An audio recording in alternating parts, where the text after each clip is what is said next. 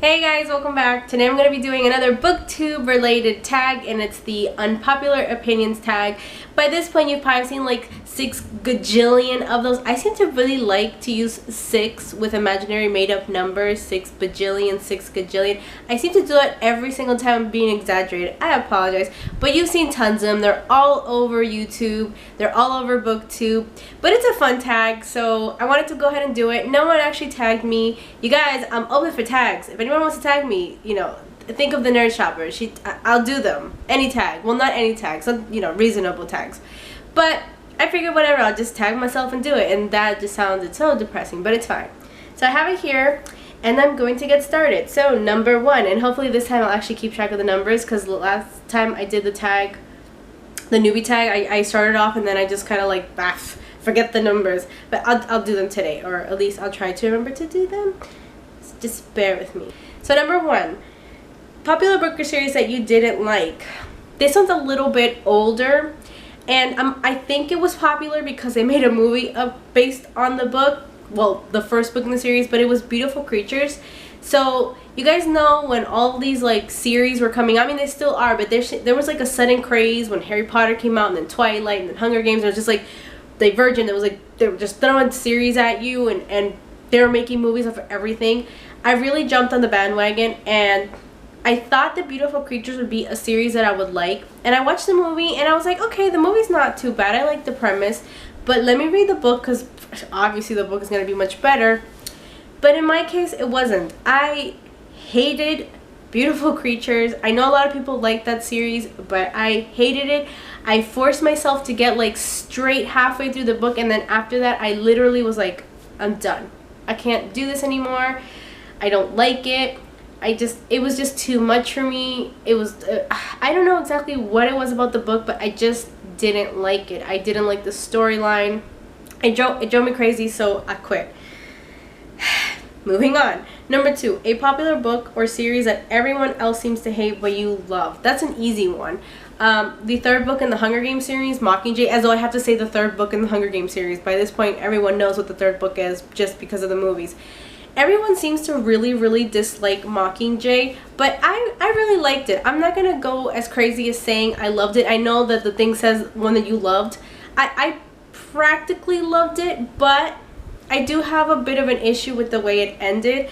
I wish that Suzanne Collins had given us just like a little bit more, just like a tiny bit more insight on how things turn out with Katniss and Peeta. I'm not going to spoil it too much, but she just gave what I guess she thought was enough and then left it at that, and that drove me crazy. But overall, I thought the book was a really good conclusion to the series overall, and I don't understand why people dislike it so much. But you know, most people say it was like, oh, it was poorly written, it was this, it was that. I think it has a lot to do more with the fact that, I'm not going to say who, but you know, certain characters don't make it all the way through.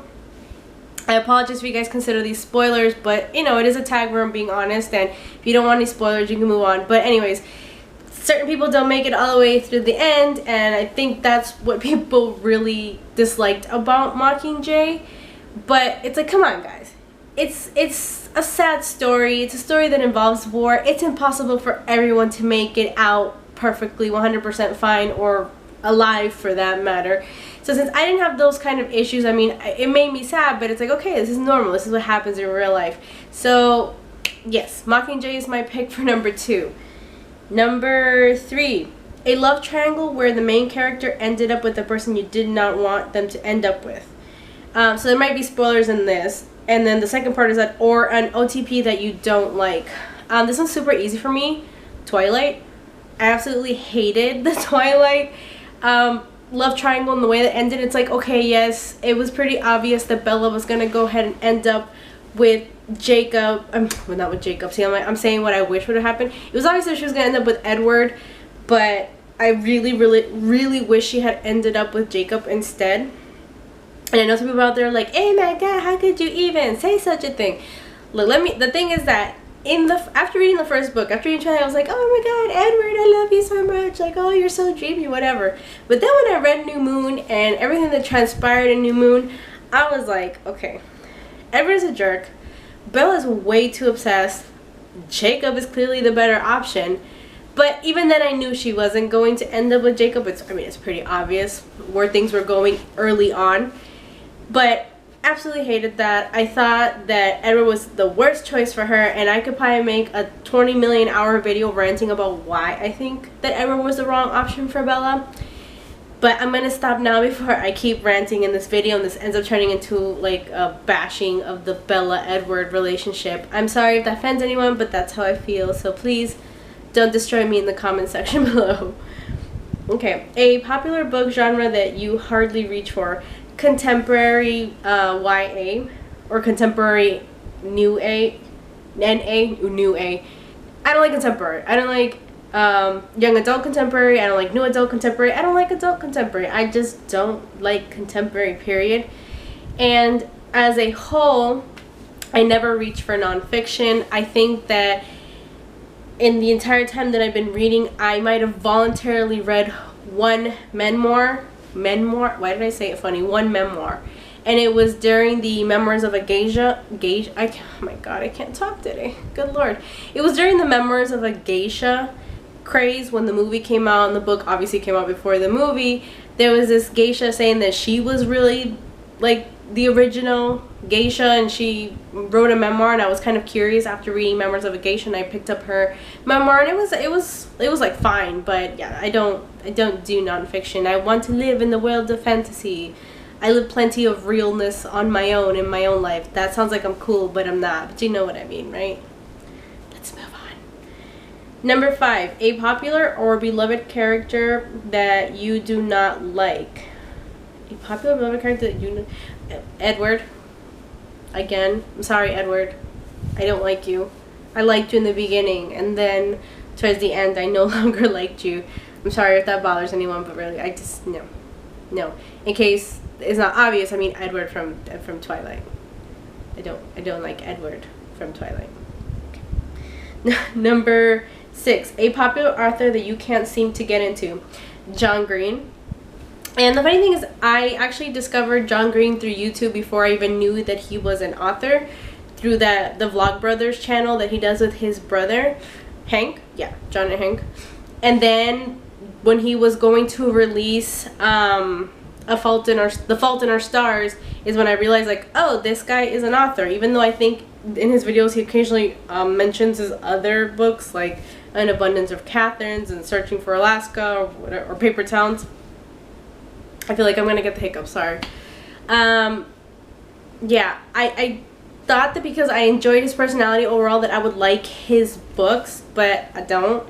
I bought The Fault in Our Stars when it was first released, and it's really just been sitting there gathering dust because no. I saw the movie, and the movie was a tearjerker, and I don't know why I didn't realize or didn't kind of like click with me that it was going to be a tearjerker, and I don't want to watch anything that's sad or read about it really, so I have it.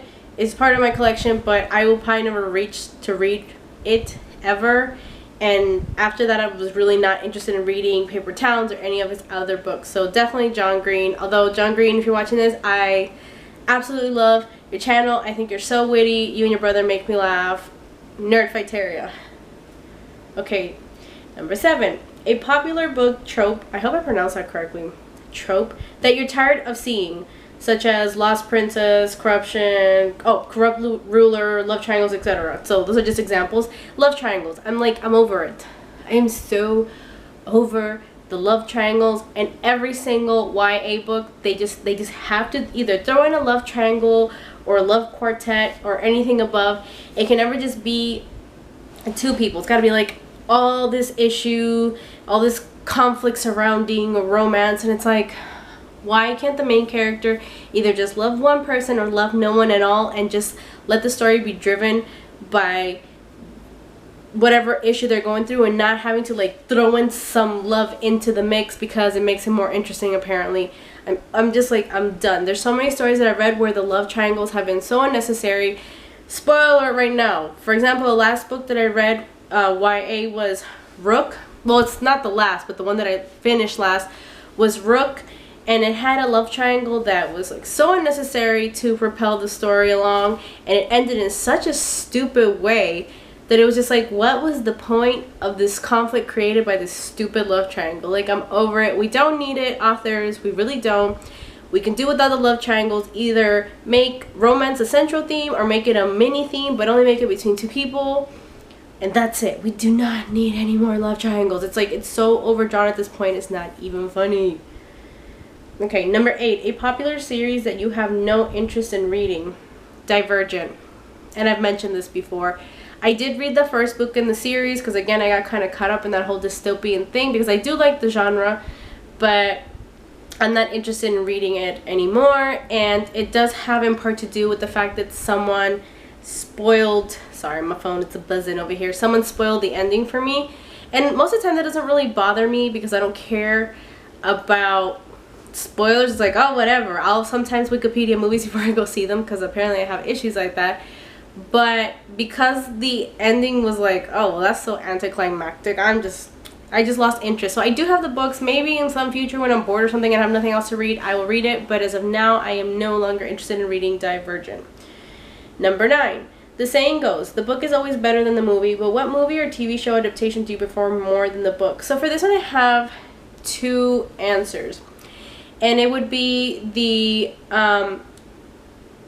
Pride and Prejudice adaptation with Keira Knightley and the TV miniseries, I guess it was, for Stephen King's It. Now, it's not because I didn't love Pride and Prejudice, the book, or I didn't love Stephen King's It, the book.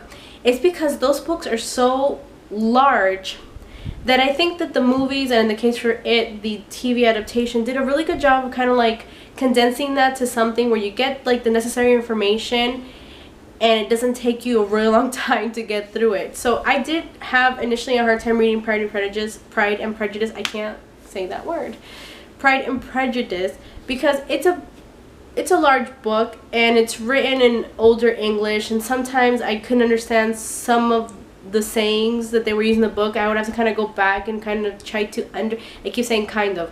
I would have to go back and try to understand the context in which Jane Austen was trying to like explain something. And in the case of It, that was also a really large book. It's like this big. No, it's the thick book.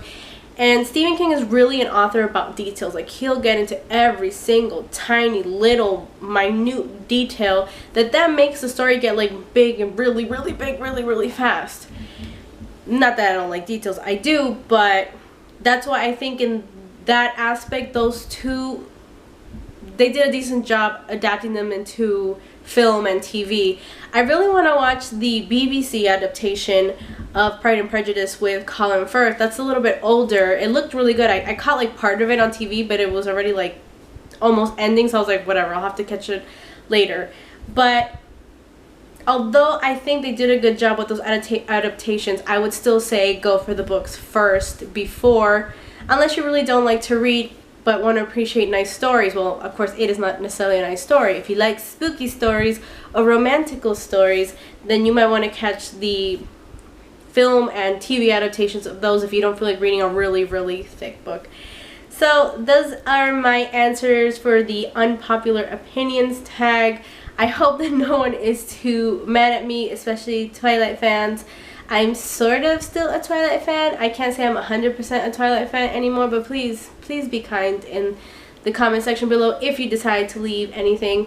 Just remember that these are my opinions. They don't necessarily reflect other people's opinions, and if you guys are totally Edward and Bella, then good for you. I'm not. I'm totally Bella Jacob in my fantasy world, because obviously Stephanie Meyer thought it was a better idea to just kind of patch up that whole situation by giving Jacob a baby to imprint on, who also happens to be Bella's daughter. Gross. Anyways, I'm going to stop now because I will rant. I will rant about this for a good solid hour if I possibly can. Thank you guys so much for watching. That's it for today. I will see you in the next video. Bye!